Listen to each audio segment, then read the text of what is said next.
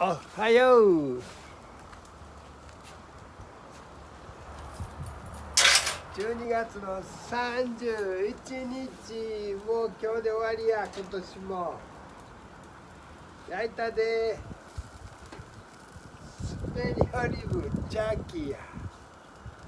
おいしそうやろ。この油おいしそうやろ。油すごい。油見てちょうだい。最高。煙たいわ。まあだけど今日はええ天気や。よかった。最高やわ。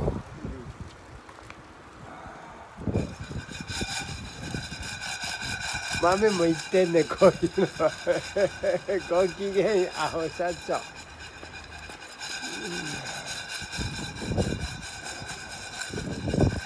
幸せ。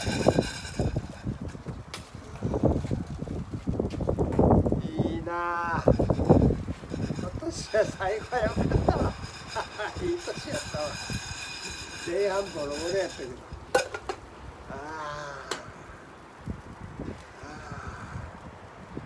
うまそうやの。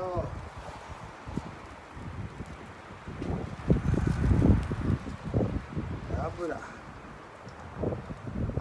すごいわ。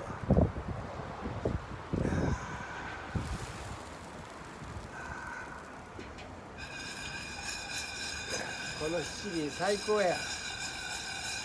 ドラム缶七輪最高。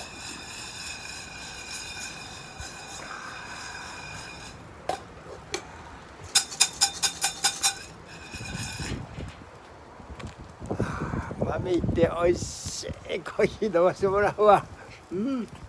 幸せ。見てこのお肉、ごっついやろ。